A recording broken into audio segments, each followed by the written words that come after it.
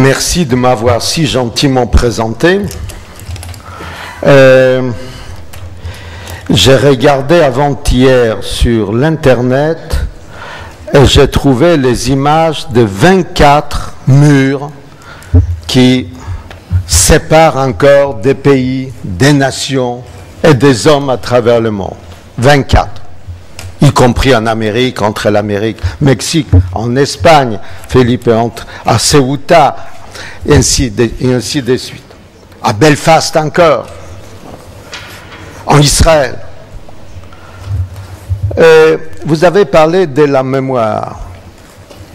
C'était le 9 novembre, je crois, 89.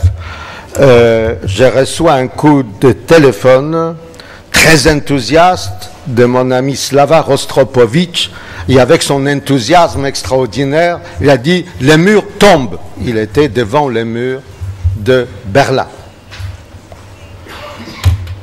Bien sûr, quand on a grandi derrière les murs des ghettos, on ne peut que se réjouir quand un mur tombe. Mais les murs, ce n'est pas l'essentiel. Ce qui est essentiel, c'est ce qu'ils séparent. On peut abattre les murs et la séparation reste. La séparation idéologique, économique, politique, raciale.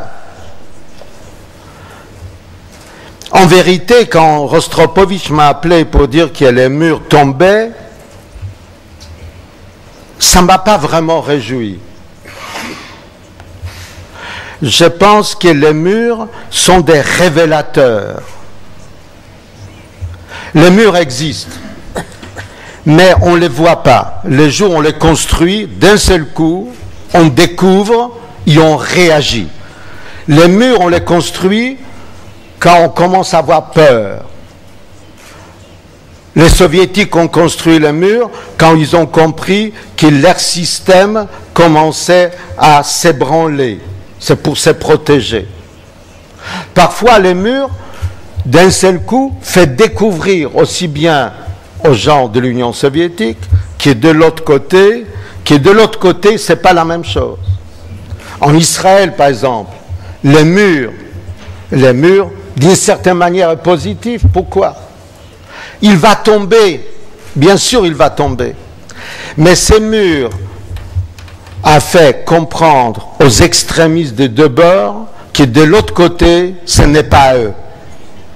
Ceux qui étaient pour le grand Israël ou ceux qui sont pour la grande Palestine ont compris d'un seul coup que de l'autre côté des murs, ce n'est pas eux. Après, ils vont négocier les frontières, seront différentes. Vous avez parlé, pourquoi je vous parle de tous ces murs, de toute cette histoire. Vous m'avez parlé de la mémoire, puisque vous voulez absolument que je parle de la mémoire.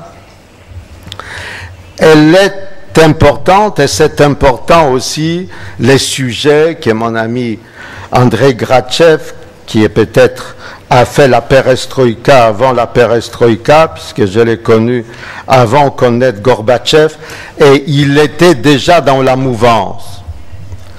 Mais pourquoi ces genres de réunions sont importantes? Parce qu'elles nous font revoir l'histoire. Ce qui change dans le monde, ce n'est pas nous. Ce qui change dans le monde, c'est ça. C'est la technologie. Quand je suis né, mon père m'a ramené de la clinique à la maison dans une calèche. Aujourd'hui, il m'aurait amené peut-être en hélicoptère. Mais le fait de me ramener d'une clinique ne change rien. Quelle est la différence entre moi et Abraham dans le pays d'Our, l'inventeur du monothéisme d'il y a 4000 ans? Aucune. C'est seulement les habits et la technologie. Et les savoirs,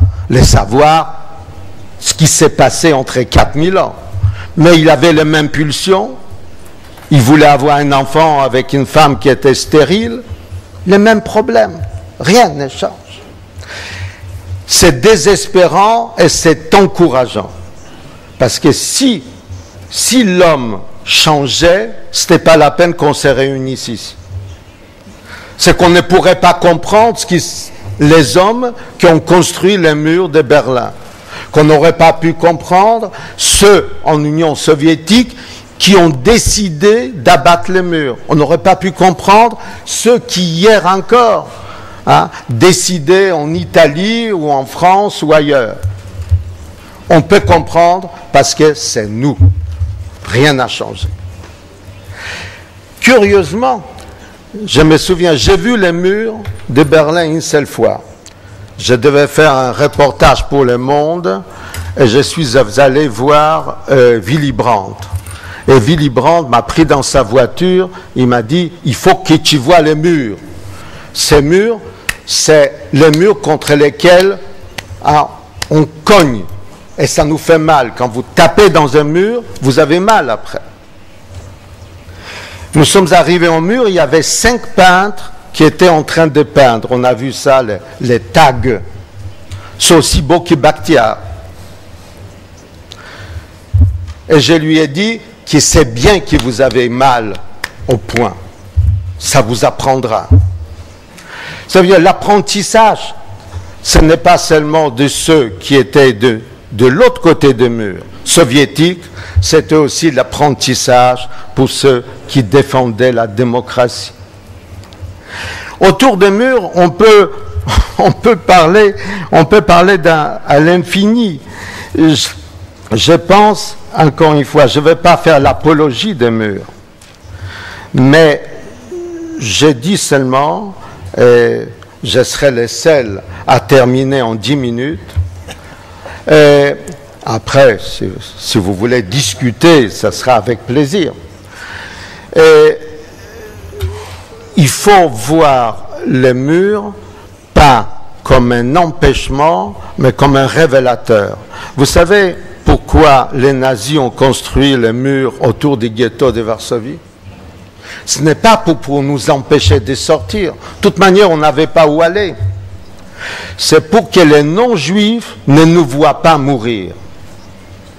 Pour protéger leur conscience. Pour faire de sorte qu'ils ne se révoltent pas ou qu'ils ne manifestent pas leur solidarité avec nous. Un mur, ça fait réfléchir. Un mur, c'est une séparation et c'est une unité. Les jours où de deux côtés des murs, les hommes décident de l'abattre, ils font déjà quelque chose en commun. Ils préparent déjà l'avenir. Je ne vais pas terminer mes quelques propos en disant « vive les murs », mais réfléchissons bien sur les murs. Merci.